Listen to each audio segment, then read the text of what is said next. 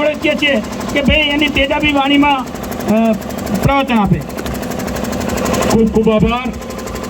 મારી પહેલાં મારા પરમ મિત્ર મનોજભાઈ પનારાએ ખૂબ સરસ વક્તવ્ય આપ્યું, ગીતાબેને વક્તવ્ય આપ્યું.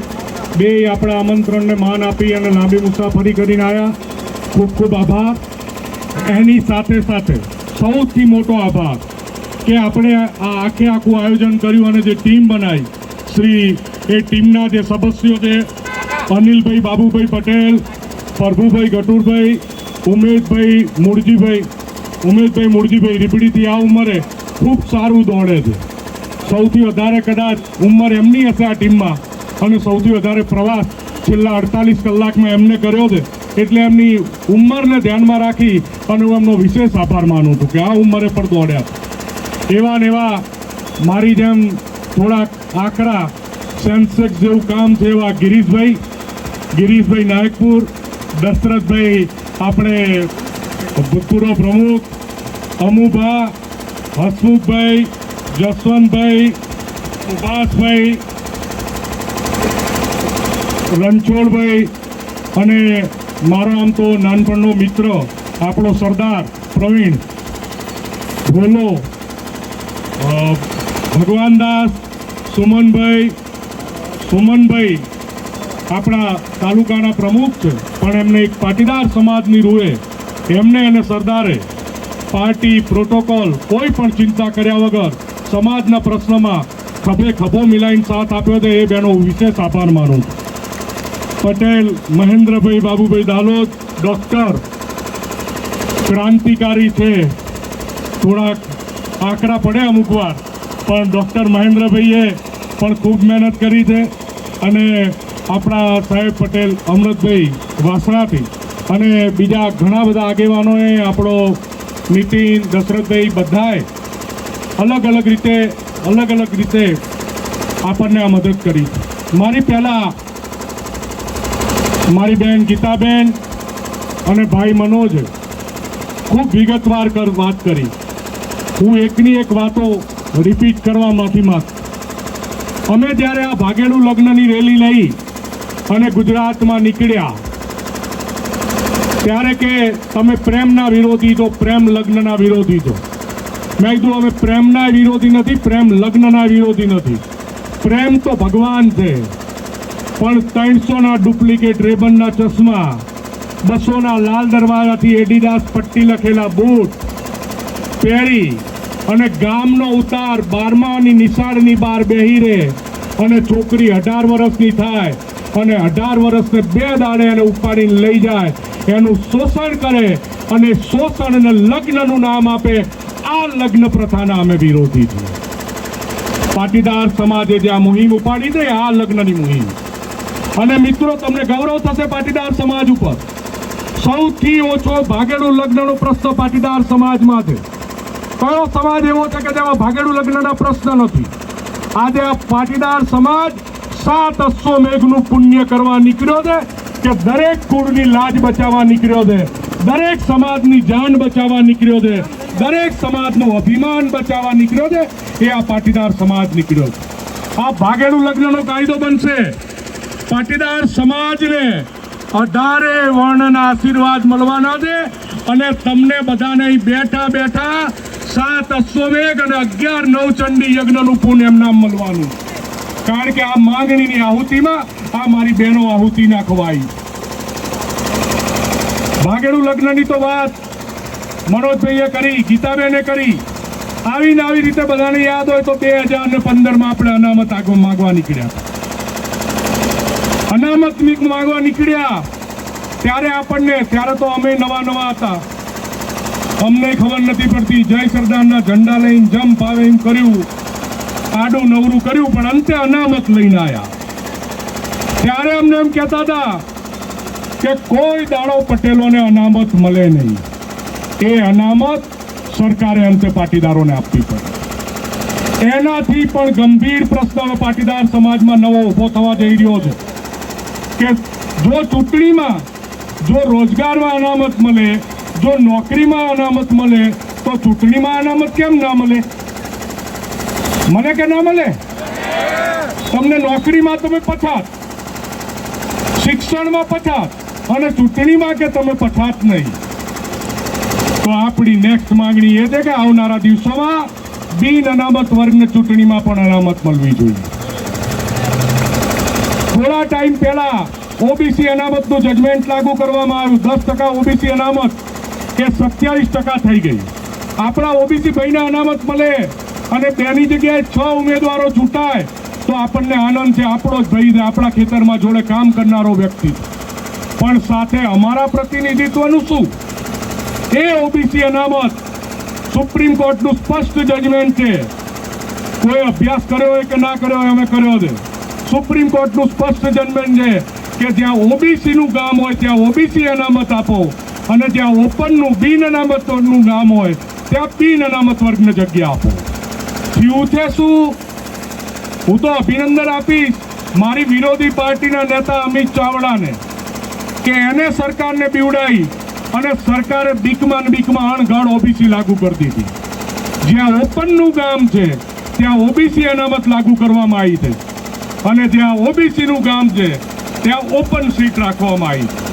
આનાથી પરિસ્થિતિ એ થવાની છે આવનારા દિવસોમાં કે ક્યાંય તમે રહેવાના નથી.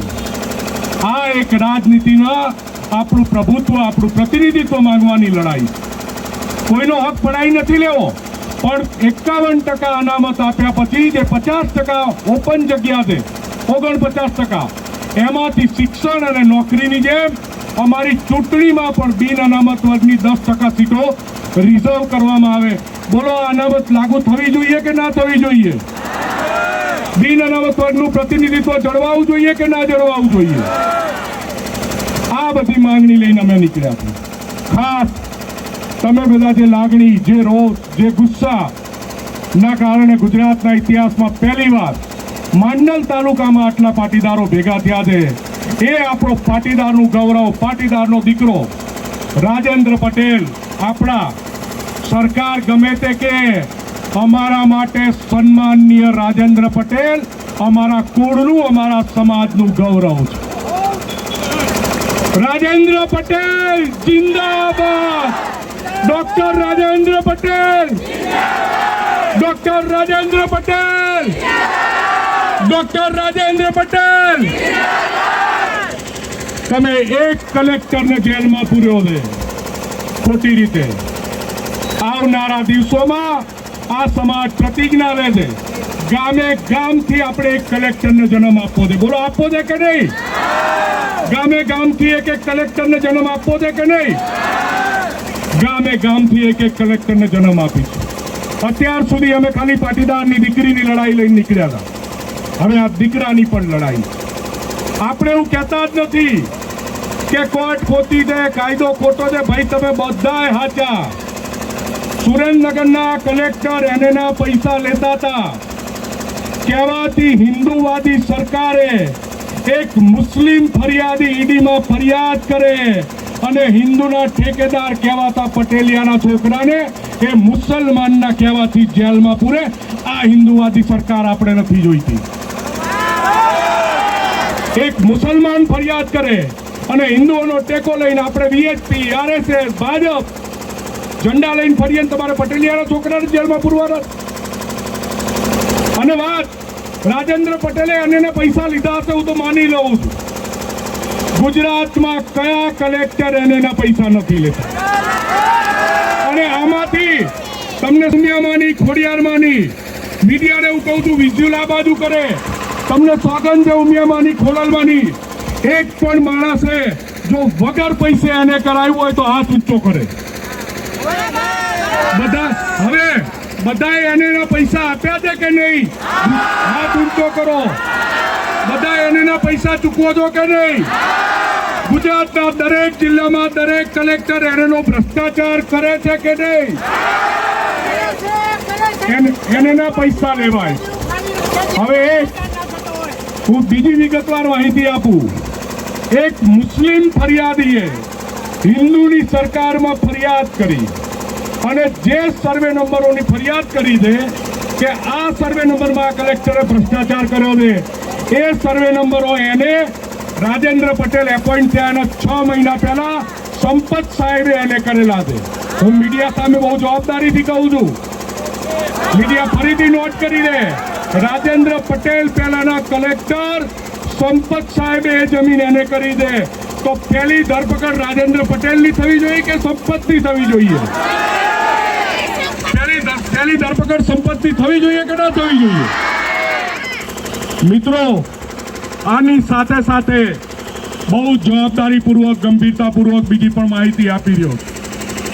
ગુજરાતમાં અંદાજિત દર મહિને 50 લાખ મીટર જગ્યા એને થાય છે. કેટલી? 50 લાખ વાર જગ્યા. 50 લાખ વાર એને જગ્યા થાય છે. 2016માં 2016 સુધી એને જિલ્લા પંચાયત કરતું હતું. જિલ્લા પંચાયતના હાથમાં એનેના પાવર હતા. 2016માં સરકાર કે આ એનેમાં ભ્રષ્ટાચાર બહુ થાય છે તો એનેનો પાવર જિલ્લા પંચાયત જોડેથી લઈ લઈએ. એટલે મૂળભૂત વાત એ હતી કોંગ્રેસ વાળા બચારા કમાય નહીં. સારું કર્યું, કલેક્ટર જોડે લઈ લીધું. જે જિલ્લા પંચાયત 25 રૂપિયા એને જ કરતી હતી એ એને કલેક્ટરમાં આવ્યું તો એનો ભાવ 55 રૂપિયા થઈ ગયો. અને ગુજરાતમાં અત્યારે એનેનો ઓછામાં ઓછો ભાવ 75 રૂપિયા પર વાર અને વધુમાં વધુ ભાવ ટાઇટલ ક્લિયર જમીનનો 250 રૂપિયા અને ડિસ્પ્યુટવાળી કે ડખાવાળી જમીન હોય એનેનો ભાવ 750 રૂપિયા છે. અને છેલ્લા 10 વર્ષમાં જેટલા પણ આઈએસઓ આવ્યા તે કલેક્ટર બનીને એ બધાનો રેકોર્ડ કઢાવો. કોને કેટલું એને કર્યું છે, કેવી રીતે એને કર્યું છે. અને રાજેન્દ્ર પટેલને ના જોડશો પણ રાજેન્દ્ર પટેલ જેવી ભૂલ કરી હોય એ બધાને તો આઈડી મોકલો. આ વાત છે. અમારે રાજેન્દ્ર પટેલને નથી છોડાવાય દોષિત હોય તો, પણ છેલ્લા 2016 થી લઈને 26 સુધી જેટલા કલેક્ટરોએ એને કરી એનો રેકોર્ડ કઢાવો. કેટલી સરકારને આવક થઈ, કેટલી કલેક્ટરને આવક થઈ અને 50 લાખ મીટરનું દર મહિનાનું એને ગણો તો દર મહિને એ 500 કરોડ રૂપિયાનો ભ્રષ્ટાચાર છે ને વર્ષનો ગણો તો 6000 કરોડ રૂપિયાનો ભ્રષ્ટાચાર. અને 10 વર્ષનો કરો તો આ નોન ગુજરાતી અધિકારીઓ કેરળ, કર્ણાટક, પોંડિચેરી, ઉત્તર પ્રદેશ, બિહાર, મહારાષ્ટ્ર ગુજરાતની પ્રજાના 50,000 કરોડ રૂપિયા ત્યાં જઈને એમને ઇન્વેસ્ટ કર્યા છે. એ તમામ નોન ગુજરાતી અધિકારીઓની તપાસ કરવામાં આવે. આવનારા દિવસોમાં જો આ પ્રશ્નનું સમાધાન નહીં આવે, ગુજરાતમાં કયા કલેક્ટરે, કયા આઈએસએ કેટલો ભ્રષ્ટાચાર કર્યો છે એના રોજ એક અધિકારીના આંકડા અમે પબ્લિશ કરીશું. અને આ બહુ લાંબી લડાઈ છે. હું બહુ મજબૂત માણસો સામે લડી રહ્યો છું. અંદર ગાલી દે તો બાપાને મળવા જશો? આમાં હું અંદર જઈશ, હું તમને લખીને આપી દઉં. અને અમારા જેવા 5 હાથની બલી ચડશે. બાપાને મળવા જશો? છોકરાની ફી કદાચ ભરવાની ના હોય તો ભરશો તો જ અમે આગળ વધીએ. મને વિશ્વાસ છે મારા પાટીદાર સમાજ ઉપર કે ગમે તે આવે 10 વર્ષ રાજેન્દ્ર પટેલ છૂટે, 10 વર્ષ વરુણ પટેલ છૂટે તો આવીને આવી રીતે ગુજરાતના પાટીદારો ભેગા થવાના. હું દર અઠવાડિયે ગુજરાતના નોન ગુજરાતી અધિકારીઓએ કરેલા ભ્રષ્ટાચારના આંકડા રિલીઝ કરી, કયા કયા ગુજરાતી અધિકારીને કઈ રીતે અન્યાય થાય છે, આઈએએસ આઈપીએસના પોલિટિક્સમાં ગુજરાતી અધિકારીઓને કેવી રીતે સાઇડ પોસ્ટિંગ આપવામાં આવે છે અને ગુજરાતની બહારથી આવેલા અધિકારીઓને કેવી મલઈવાળી જગ્યા મલઈ ખાવા આપવામાં આવે છે એની દર વીકે અમે વિગત આપીશું. આ વિગત આપીશું. બીજો અમારો કાર્યક્રમની રૂપરેખા કહી દઉં છું. માંડલ પાટડી વિરમગામના પાટીદાર સમાજમાંથી 60 જણની ટીમ બનાવવામાં આવશે. 15 જણની 4 ટીમ અને એની ઉપર 10 જણ, 70 જણની ટીમ. આપણું એક પ્રતિનિધિ મંડળ પહેલા આપણું આસ્થાનું કેન્દ્ર ઉમિયાધામ જશે. માં ઉમાને સરકારને સદબુદ્ધિ આવે એવી પ્રાર્થના કરશે અને ઉમાધામના આપણા ટ્રસ્ટી મુખ્ય સેવકને મળી અને આ પાટીદાર સમાજના દીકરાને ન્યાય મળે, મલાઈ ખાવાવાળા જેલમાં જાય અને સેવક જેલની બહાર આવે એના માટેની પ્રાર્થના કરશે. બીજા દિવસે બીજી એક ટીમ વિશ્વ ઉમિયા ફાઉન્ડેશનમાં જશે, ઉમિયામાના આશીર્વાદ લેશે, લાગતા વળગતાને સદબુદ્ધિ મળે એવી પ્રાર્થના કરશે. વિશ્વ ઉમિયા ફાઉન્ડેશનના ટ્રસ્ટી મંડળને મળશે અને એમને કહેશે કે તમે સમાજના આગેવાન છો, સરકારને જઈને વિનંતી કરો કે આ દીકરાને ન્યાય મળે. પછી એક ટીમ સિત્સર જશે ઉમિયાધામના મંદિરે. પછી એક ટીમ ખોડલધામ માં ખોડિયારના આશીર્વાદ લેશે. ખોડલધામના ટ્રસ્ટી મંડળ, ખોડલધામના ચેરમેન નરેશ પટેલને મળશે અને આ ચારેય સંસ્થાના આગેવાનોને જવાબદારી સોંપવામાં આવશે કે જ્યાં સુધી પાટીદાર સમાજના પ્રાણ પ્રશ્નોનું સોલ્યુશન નહીં આવે ત્યાં સુધી તમારે સરકાર સાથે વાટાઘાટો કરવી પડશે, સરકારને મનાવી પડશે.